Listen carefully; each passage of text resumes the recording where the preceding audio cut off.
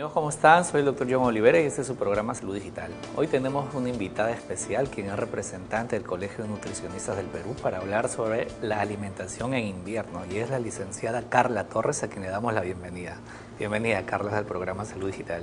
¿Cómo está, doctor? Muy buenas tardes. Estoy muy contenta de venir a instruir nuevamente a los oyentes, a que conozcan un poco más sobre nutrición. Encantada de representar al Colegio de Nutricionistas, que llegue el mensaje adecuado, saber qué pasa con la nutrición de nuestros peruanos, sobre todo ahora en invierno que hace tanto frío. Claro, porque normalmente digamos que todos tomamos conciencia de alimentarnos adecuadamente o empezar a disminuir o hacer ejercicio justo antes del verano, ¿no? Pero en invierno como que uno se abandona un poco cuando la mayor cantidad de enfermedades, sobre todo respiratorias, empiezan a afectarnos, ¿no? En ese sentido, digamos, ¿cómo podríamos ir orientando la alimentación previo al invierno para no tener tantos resfriados o tantos procesos gripales en pequeños o niños menores de 5 años? Primero empecemos hablando con ellos. Claro, empezamos hablando de los niños. Es muy importante que tengamos esto en cuenta. El primer consejo que le damos a los papás es que antes de empezar un cambio de temporada, hagamos una evaluación a nuestros pequeños, porque de todas maneras acuden al pediatra cuando ya están enfermos, cuando ya está el proceso viral presente, claro, pero no hacemos una evaluación previa justo cuando ya sabemos que va a empezar el invierno. Porque justamente la medicina se ha hecho más curativa que preventiva, ¿no? Entonces la idea es poder hacer una medicina preventiva para que podamos no estar curando, que es más caro y más oneroso y más fastidioso que una prevención.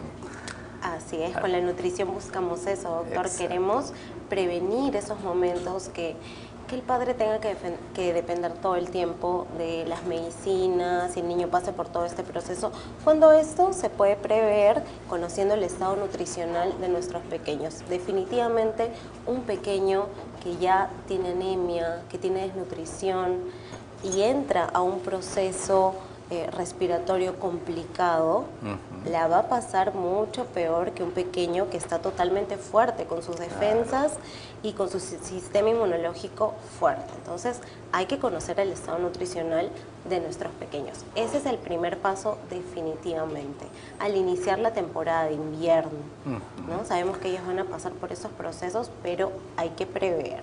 Okay. Digamos que es de dominio público el hecho de que la vitamina C te puede ayudar a mejorar tu calidad nutricional frente a todos los procesos de los resfriados, ¿no? Pero si hablamos en niños que recién están empezando a comer, ¿en ellos es recomendable darles también vitamina C? Digamos, ¿y en qué presentación o de qué forma podemos empezar a alimentarlos para que puedan tener mayores defensas frente a estas enfermedades? Mayores defensas. De todas maneras, la vitamina C va a permitir que, claro, ese sistema inmunológico esté fuerte frente a enfermedades respiratorias. Okay. Pero para que el niño esté totalmente cubierto, sus defensas estén totalmente fuertes, tiene que estar muy bien nutrido. Eso empieza desde la alimentación complementaria. Un niño que no tuvo un buen desarrollo desde que nació, no se le dio la lactancia materna, los 6 meses, hubieron deficiencias en todo este proceso en el que el niño deja de lactar o continúa lactando, pero empieza la alimentación complementaria. Cuando ya hay un descuido, definitivamente esas defensas bajan. Los niños hacen infecciones no solo respiratorias, hacen infecciones estomacales. Entonces, sí es muy bueno que introduzcamos la vitamina C. Claro, antes del año hay que tener cuidado con el tema de las alergias, porque sí hay que tenerlo en cuenta, pero definitivamente desde el 8º mes ya los niños pueden ir introduciendo en su alimentación los cítricos y no hay problema viendo su tolerancia. Poco a poco los vamos introduciendo y tenemos que mantener una buena nutrición en ellos. Y la introducción de estos cítricos, digamos, es mediante medidas, gramos, onzas. Digamos, si tenemos una mamá, le dices, oye, a tu niñito de menor de 1 año le das 5 naranjas, o dale media de mandarina, o le das pastillas de vitamina C? O sea, ¿cómo se le va administrando? Claro, con los niños hay que tener en cuenta que para llegar a una suplementación recién se va a dar cuando hay un proceso, por ejemplo, de una enfermedad de por medio, que tuvo un bajo peso. Ahí podemos agregar una suplementación. Okay.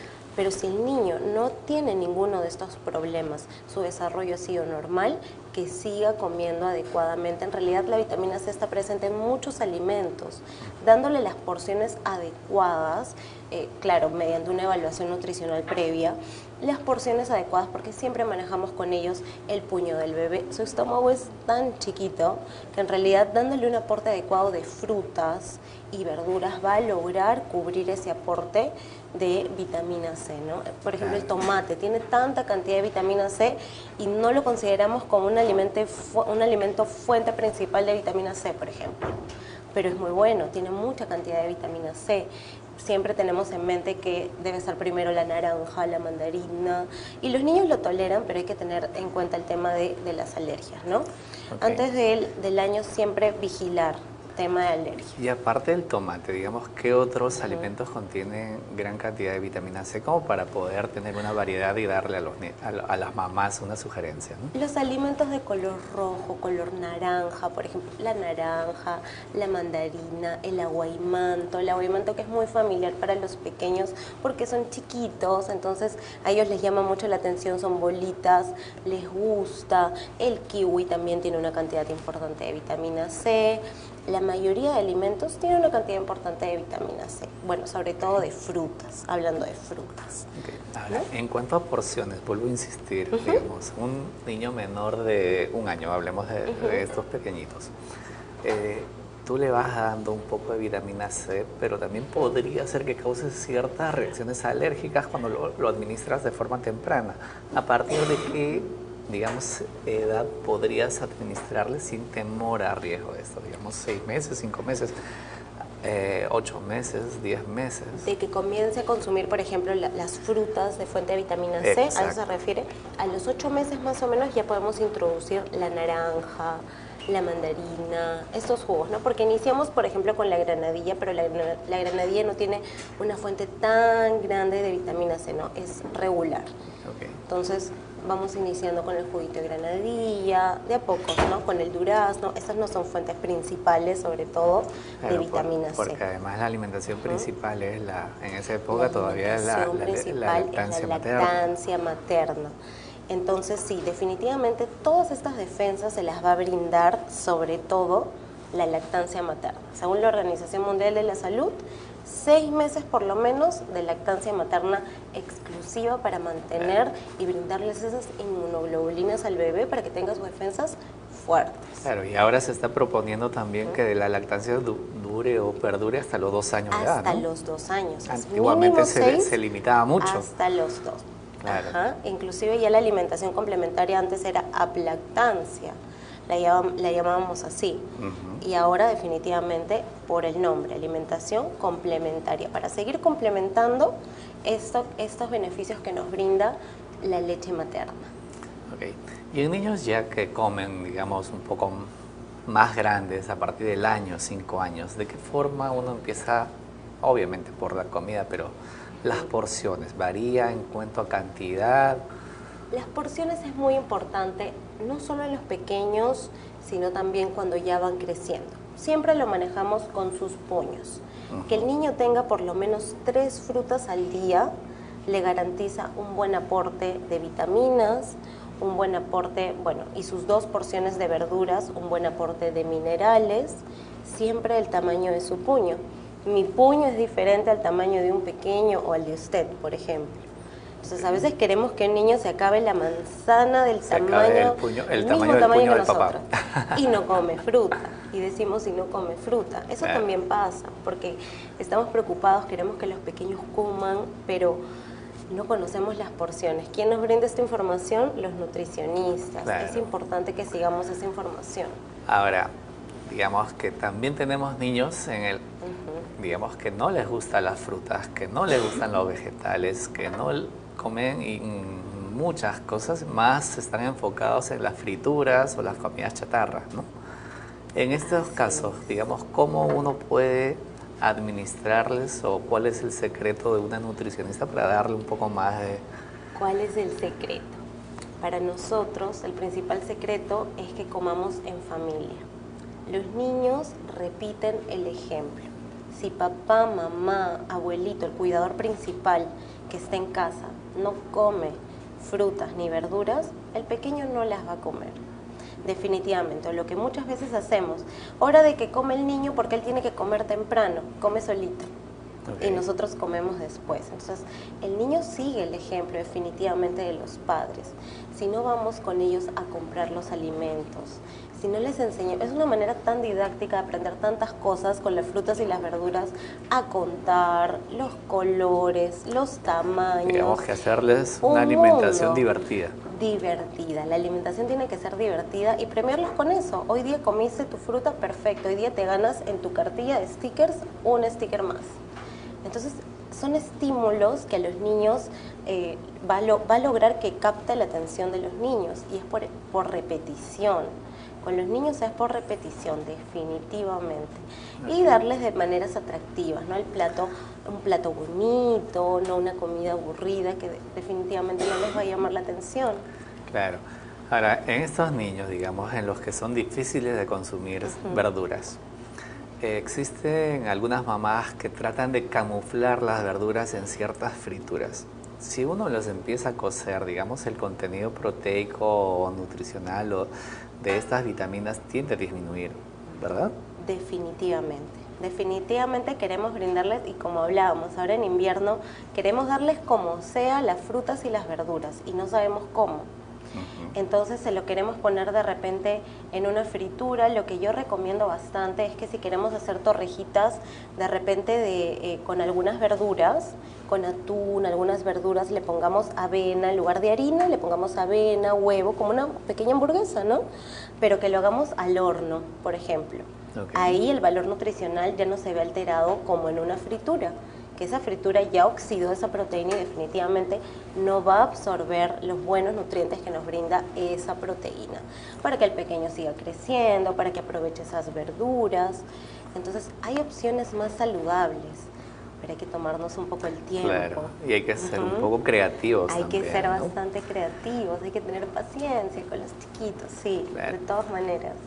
Ahora, esto de las alimentaciones con compotas, que uno le empieza a dar primero compotas de tal cosa, compota de esto, del otro, a los pequeñitos, ¿no? ¿Estas compotas varían la cantidad de nutrientes o es que se mantienen algo? Las compotas se tienen que considerar como un complemento, más no como una comida principal, porque cuando son pequeños ellos ya tienen también sus cantidades de comidas que tienen que comer. Por ejemplo, un niño que ya está empezando la alimentación complementaria tiene que comer la comida aplastadita, como un purecito, sí, pero tiene que haber una fuente de proteína. Si yo no le doy la fuente de proteína, estamos hablando del pollo, el higadito que ya lo vamos introduciendo, y una verdura, un tubérculo, esa papilla. Si yo esa papilla la reemplazo por una compota, porque pienso que bueno, es dulce, es lo más cercano que le puedo dar a mi bebé, voy a hacer de que mi pequeño no crezca adecuadamente. Por eso necesito una asesoría nutricional para saber en qué momento le doy esa compota. ¿Es un complemento? ¿No es un complemento? Sí, definitivamente es un complemento y es mucho mejor que, por ejemplo, las mazamorras, porque la compota es más natural y tiene más cantidad de fruta. ¿Sí? Quiero recordarles que definitivamente cuando preparemos una compota o querramos, por ejemplo, hacer alguna preparación en la que tengamos que sancochar alguna fruta, ¿no? Lo hagamos a tapa abierta y con poquita agua, que esa compota no esté hirviendo, sino ahí definitivamente se pierden los nutrientes. Claro. Y las porciones, doctor, qué importante es eso, porque a un pequeñito de 6 meses, 8 meses, de 1 año, no le vamos a dar la misma cantidad de el plato hondo queremos darle. El plato de adulto. El plato de adulto, y que se lo termine para que esté calientito y que todo el día no tenga frío. Claro. Ahora, generalmente en invierno también uno acostumbra a consumir más sopas o caldos. Digamos, si uno empieza a poner en la balanza como alimento principal una sopa o un caldo, es el mayor contenido es agua o líquido. ¿Qué nos sugerirías en estos casos? Es muy importante esta pregunta porque hay mamás que sí piensan que lo primero que le debemos dar al bebé es una sopa. El niño ya tiene la capacidad de empezar a sentir las texturas y su alimentación no debe basarse en una sopa, porque así esa sopa tenga un tubérculo como una papa, algunas verduras o alguna proteína, no va a llenar completamente su capacidad gástrica, ¿sí? Más que todo lo va a llenar de agua. Claro. Este niño se nos va a llenar definitivamente con agua y no se va a nutrir adecuadamente. Entonces, con los niños tenemos que tener cuidado antes de los 2 años, que es la etapa vital del desarrollo de los niños, evitar darles la sopa como un alimento recurrente, ¿no? Simplemente porque queremos compartir en familia y darles una pequeña porción de sopa, por ejemplo. Claro, la sopa por más espesa que sea, sigue siendo sopa. Por más espesa que sea, sigue siendo sopa. Claro. Sí. Ahora, nosotros consumimos también más arroz que los chinos. Sí. Entonces, digamos, el arroz, ¿qué propiedades tiene, aparte de hacernos engordar un poquito, para un niño? Bueno, para un niño el arroz no tiene mucha cantidad de nutrientes. En realidad es una fuente regular de fibra, pero no más, es un carbohidrato. Entonces, ¿qué tenemos que hacer? Si queremos que ese carbohidrato esté más completo, podemos darle de repente un arroz integral. El arroz integral lo llena un poquito más y va a comer menos cantidad. Es muy similar al trigo, ¿sí? Este sí nos brinda un poco más de nutrientes. Podemos darle cereales andinos, ¿por qué no le damos quinoa, que es una fuente excelente de proteínas? ¿Sí? De hecho, no se compara a la fuente de origen animal, no se compara, pero es un buen complemento en lugar del arroz, porque constantemente comemos mucha cantidad de arroz y las cifras de malnutrición por sobrepeso, obesidad de niños de 5 a 9 años se van incrementando, ¿no? Incrementado increíblemente. Ahora también tenemos, digamos, una tendencia mucho más fuerte cada vez, que es de los vegetarianos o los veganos. Normalmente una mamá vegetariana o una familia vegetariana al niño evitan darle carnes. ¿Es recomendable que un niño consuma carnes? ¿Hasta qué edad? ¿O no es recomendable que la carne, digamos, es un alimento rico en proteínas, pueda ser una parte estructural del crecimiento de un niño? Sí, ¿no? esa es una pregunta que me gusta mucho, doctor. ¿Por qué? Porque hay padres que sí, son veganos puros. Ellos sí definitivamente no comen ni siquiera huevo, ni leche. O sea, no son ovolacto vegetarianos. Ellos no toman ninguna clase de lácteos, no comen huevos. Entonces, los adultos, definitivamente, ellos han tenido una reserva importante de proteínas. En ellos ha sido diferente su desarrollo en el tiempo que han consumido estas verduras, esas frutas, como opción para todo lo que sigue de la etapa de su vida. Pero los niños tienen una cantidad increíble de necesidades nutricionales que no se reemplazan por ningún alimento de origen vegetal. Claro. Entonces, antes de los 2 años no se debe limitar ni el consumo de proteínas, ni el consumo de lácteos, ¿no? En los niños definitivamente. ¿Y después de los 2 años? Y después de los 2 años tampoco, no debería hacerse. En realidad, pero la posición que podríamos optar por este lado, que es, si lo ven por el tema un poco más saludable, es que sea una alimentación ovo-lacto-vegetariana, porque ahí sí el huevo, ya el niño ya mayor de 2 años, estaría optando ese huevo, ¿no? Si es que la familia tiene esas creencias, porque hay religiones que tienen esas creencias, hay lugares y regiones donde van de esa manera. El huevo sería esa fuente principal de proteína, evitaría que el niño caiga en desnutrición. Entonces sí hay que tener mucho cuidado también con el tema de limitar el consumo de hierro, el consumo de proteínas, si no el niño definitivamente no va a crecer, no va a llegar a la talla para la edad, el peso para la edad, el desarrollo cerebral no va a ser el mismo. no va a aprender todo lo que un niño que sí come proteínas, sí come su buena cantidad de hierro antes de los 2 años consume. Porque ahí viene lo importante de la alimentación en un niño, ¿no? Entonces, ¿a partir de qué edad se podría convertir uno en vegetariano o vegano? En realidad, cuando ya es un adulto. Cuando ya es un adulto. Los niños, claro, porque ya terminó su proceso de crecimiento y de desarrollo. Ahí recién ya cubrimos, en teoría, porque no sabemos, ¿qué pasa? Que la mayoría de peruanos y en realidad muchas personas no tenemos esa evaluación nutricional constante como con el doctor, ¿no? Claro. Llegan a los 2 años, 3 años y se olvidaron de visitar al pediatra, al nutricionista y se acabó. No conocemos cómo está el estado nutricional de nuestro niño de 5 años, de 7 años, de 10 años. Yo no sé si ese niño está en desnutrición o no. Entonces, si yo le digo a una persona, sí, desde los 18 años ya puedes volverte vegetariano, pero está en un estado de desnutrición o tiene anemia, no es lo adecuado. Y además ya es tarde como para poder reaccionar y a darle un tratamiento para recuperar lo que se perdió. Para recuperarlo. Es más, nunca se recupera. Nunca se recupera. Son los 2 primeros años en los que esas reservas son fijas. Y luego hasta los 5 años hay otro periodo importante de crecimiento. Igual, seguimos hasta los 9 años. Son muchos periodos importantes, son picos de crecimiento que existen y que no solemos evaluar. Entonces, es importante, así como visitamos al doctor, visitar al nutricionista, ¿no? Para que nos enseñe sobre todo la forma correcta de poder alimentarnos, porque no se trata de comer en cantidad. En cantidad, sino hay que modificar nuestras porciones y comer de mejor calidad. Y comer rico, ¿no? Porque los peruanos nos gusta comer, pero hay que aprender a modificar nuestras porciones. Existe el mito de que voy al nutricionista y me va a decir que ya no coma. Claro, normalmente cuando estás a puertas del verano, dices, voy al nutricionista para disminuir los rollos, para bajar de peso, para verme bien. Y también uno le tiene miedo de ir al nutricionista porque cree que te va a mandar a comer lechuga y agua todos los días. A comer lechuga y agua, y así no es.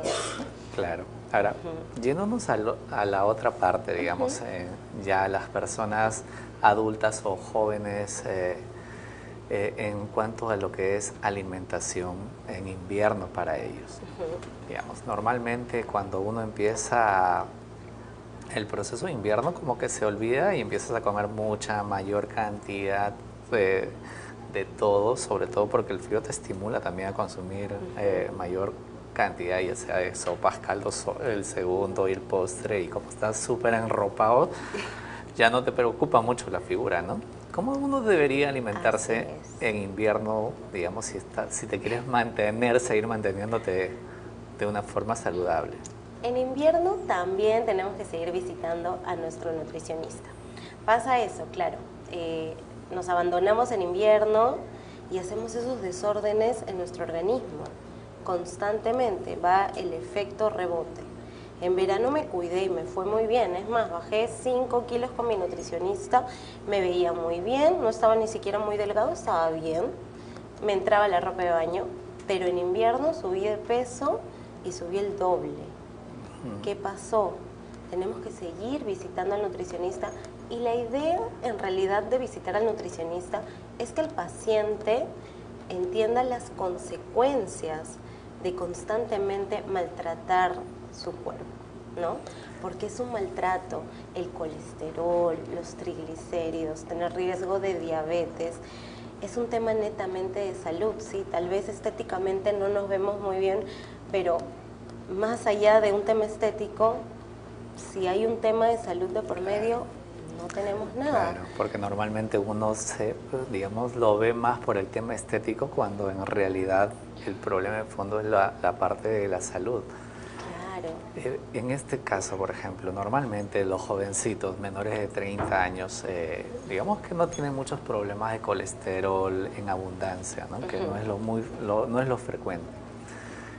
¿Cómo debería ser un plato saludable para ellos? Es decir, oye, mira, este es tu plato ideal que lo puedes combinar de tales formas durante toda la semana para que no subas el doble de lo que bajaste. Claro, eso es muy importante. ¿Qué pasa con los jóvenes menores de 30 años o de 30 a 35 más o menos?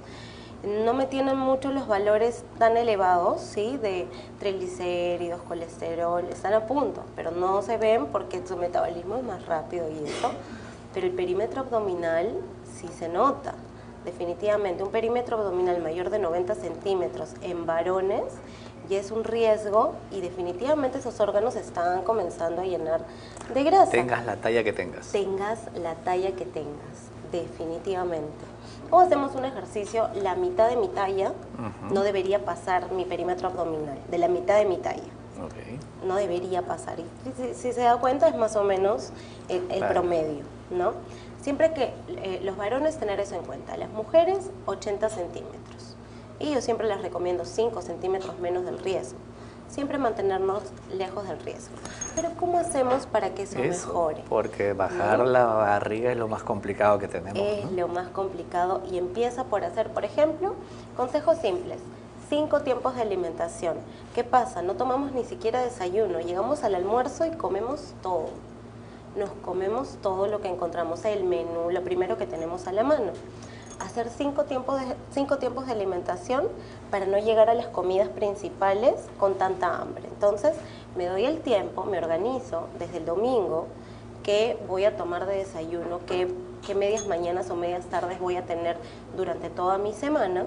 Okay. Entonces ya tomo mi desayuno, tengo una media mañana en la que puedo comer mi fruta, por ejemplo. Claro, pero digamos, si hablamos del desayuno, ajá, te tomas tu vaso de jugo, tu taza de avena, tu café, tus 50 panes encima con mantequilla y mermelada, ¿o cómo debería ser un desayuno? Hay que modificarlo. De hecho, la nutrición es bien personalizada. No todos tenemos el mismo ritmo pero de vida. digamos como un estándar como para poder guiar a nuestros televidentes. Algunos, claro, de todas maneras, algunos toman un vaso de avena, una taza de avena, perdón, un pan o hasta 2 panes, y me toman también el jugo, y me toman también el yogur. Entonces ya es un desayuno realmente hipercalórico. Okay. ¿Ya? Entonces, o la avena o el pan, ahí está. Que siempre hay un lácteo. Por ejemplo, un vaso de yogur. Un vaso de yogur descremado, con mi pan, ya sea, por ejemplo, con aceitunas, siempre modificando también la cantidad de las aceitunas, unas 5 o 6 aceitunas. Otro día lo varío con media lata de atún, de repente, más una fruta. Entonces hay mi lácteo, mi cereal, que es el pan, por ejemplo, el pan. Los yogurts normalmente vienen frutados y son súper dulces. Cuando te acostumbras a tomar, digamos, sin mucho azúcar, te parece como si fuese redulce, ¿no? Sí. ¿Qué tan recomendable es tomar estos yogur frutados versus un yogur natural que lo puedes mezclar con miel quizás o algo, ¿no?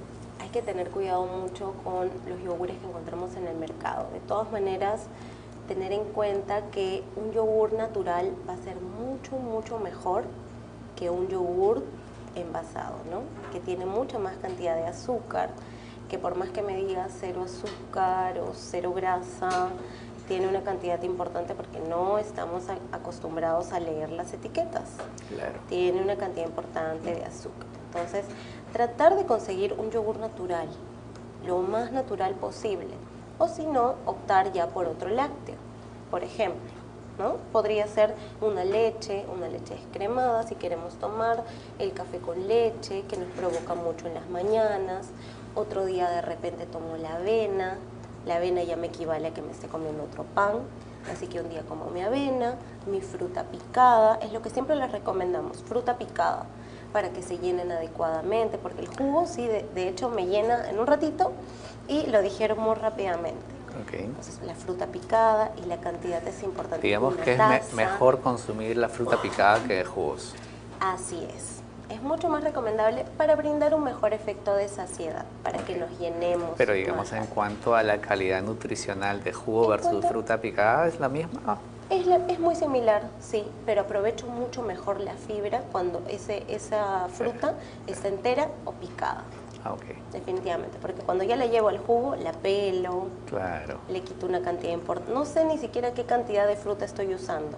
Claro, porque además la mezclas con La el mezclo agua o con leche, agua, ¿no? infinidad de cosas. Entonces esa fruta picada la voy a aprovechar mucho, mucho mejor. Pero ahora en invierno hace frío, las personas no quieren comerme la fruta picada, por ejemplo. Entonces a la media tarde, a la media mañana yo les recomiendo, por ejemplo, llevarse de casa la manzana o la pera al horno. O sea, me la llevo en un tupper, ¿no? Ok. En un tupper, en una bolsita que puedo llevar de papel al trabajo. Y las frutas las ponemos al horno, les echamos un poco de canela de repente y botan su propio dulce y es un snack muy saludable. Y así voy teniendo en cuenta que voy cubriendo mis 3 frutas al día, Ok. por ejemplo. ¿Y en el almuerzo? Ahora llega la hora del almuerzo. Claro, porque todo el mundo ya sale de trabajar y no ve la hora de ir a almorzar, ¿no? Y Almorzar. normalmente algunas personas se quedan trabajando y tienden a almorzar a la mitad de la tarde o en la noche. Así es muy importante que realicemos nuestras comidas principales porque ahí es cuando no cumplimos nuestro buen aporte de proteínas. A veces solo comemos una comida principal y comemos una sola presa de pollo, por ejemplo. Luego cuando me hacen una evaluación, mi porcentaje de músculo está muy bajo, no llego a cubrir ese porcentaje de músculo, aparte que no tenemos buena actividad física. Entonces siempre debemos consumir también 2 porciones de proteínas, tanto en mi almuerzo o en mi cena. En caso no cene de una manera tan frecuente, porque algunos no cenan una cantidad tan grande como otros, que sea en el desayuno y en el almuerzo. Entonces, ¿cómo podemos hacer con este almuerzo? Siempre tengamos en cuenta nuestro plato saludable. El plato tendido que todos tenemos en casa, el estándar, porque hay infinidad de platos, pero el plato estándar lo vamos a partir en la mitad. La mitad de ese plato que esté conformado por verduras. Ok, ¿Sí? no por verduras, arroz. no por arroz. Verduras sobre todo frescas, para aprovechar muy bien la cantidad de fibra, para que nos llenemos adecuadamente. No llevamos verduras, no solemos comer verduras. Y muchas personas me dicen, bueno, pero ¿qué hago si yo no llevo mi comida al trabajo? Entonces comes tu menú, por ejemplo, en el trabajo, pero te llevas tu tupper de verduras. Eso es importante y planificarlo, porque si yo me levanto al día siguiente y no compré las verduras, no lo voy a cumplir. Planificarlo desde el domingo. Entonces esa mitad del plato, la mitad del plato está conformado por mis verduras, mínimo de 3 colores, para aprovechar muy bien toda la cantidad de minerales que me brinda y no cansarme tanto, porque no tenemos un buen aporte de minerales. ¿Ya? Un cuarto del plato que esté conformado por mi proteína, siempre del tamaño de la palma de mi mano, si lo quiero medir, si es pescado, pollo o pavita, que son las carnes que tienen menos grasa. ¿Y en qué preparaciones? Porque también piensan que yo les voy a mandar, o que mis otros colegas le van a mandar todos sancochados. Sus sancochados, Todos sin sal y sin sabor. Sin sal y sin sabor.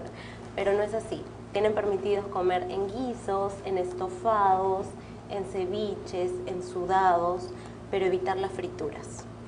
Eso sí no está permitido. Pero también no restringes algo que es más delicioso como la fritura. Lo que les gusta mucho, les gusta la fritura, pero como un gustito. Si yo estoy bien de salud, me puedo dar un gusto de vez en cuando. Digamos que escaparte de la dieta de vez en cuando. Por ejemplo, ahí me puedo dar un gusto. Y el otro cuarto de mi plato que esté conformado por una fuente de cereales, por ejemplo, como, bueno, si quiero arroz ese día, un cuarto de arroz. Ya no es medio plato. Claro. Un cuarto de arroz, otro día puedo llevar trigo, que es muy rico también, otro día puedo llevar quinoa. Si quiero llevar un tubérculo, por ejemplo, un estofado, hoy día lo como con papa. ¿De qué tamaño? No es una rodajita de papa, es una papa del tamaño de mi puño. Mi puño es diferente al del tamaño del doctor o de un varón de 30 años, por ejemplo. Claro. Todos tenemos diferentes tamaños de puño. Claro. Entonces piensan que yo les voy a mandar, o que el nutricionista les va a mandar una rodajita de papa, y no es así. Y eso se complementa con su fruta de la tarde, con un buen aporte de agua. No tomamos agua. Ahora el aporte de agua es muy importante, ¿verdad? Y lo recomendable es consumir agua pura, digamos, o agua de algún mate o alguna bebida gaseosa? ¿Alguna bebida gaseosa?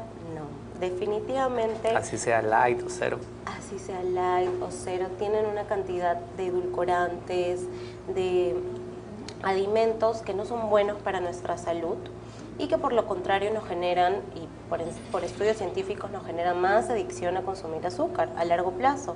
Entonces no es bueno consumir las gaseosas, nos descalcifican, nos dan infinidad de riesgos. La gaseosa, si me quiero dar un gustito, medio vaso, un vaso, muy esporádicamente, para celebrar por ahí en algún cumpleaños. Claro que sí. Pero si queremos acompañarlo, que sea, por ejemplo, por un agua de tiempo, un agua de piña, un agua de membrillo, porque a la hora del almuerzo queremos algo más agradable, ¿no? Que agua pura. Claro que sí. Bueno, Carla, muchísimas gracias por todas las recomendaciones que nos ha dado en este tema que es la alimentación durante el invierno, y hemos abarcado prácticamente todas las etapas de la vida de un ser humano, ¿verdad? ¿Algunas recomendaciones finales, por favor? Bueno, como recomendación final, quiero que todos visiten a su nutricionista. Es muy importante que, como les recalcaba, el primer paso para evitar afrontar de una manera no tan brusca estos cambios de clima es que antes de que empiece la temporada, bueno, ahora ya estamos en la temporada, conozcamos el estado nutricional, ya sea de nuestros niños, nosotros como adultos, o los adultos mayores, que también son la población vulnerable para estas enfermedades respiratorias. Entonces siempre consuman sus frutas, sus verduras y visiten a su nutricionista. Gracias. Claro que sí. ¿Algún número de contacto, por favor? Sí. A ver, les dejo mi número, 9393-33331, y también me pueden encontrar en mi fanpage de Carla Torres Fernández Cabero, nutricionista. Bueno, Carla, muchísimas gracias por haber acudido al programa y darnos todas las recomendaciones. Bueno, amigos, ya saben, Carla nos ha dado la brillante exposición sobre cómo alimentarnos, y en verdad en la refrigeradora de nuestra casa tenemos la cura para muchas enfermedades. Actualmente hay un término que se llama medicina funcional, donde la alimentación está cobrando mucha importancia.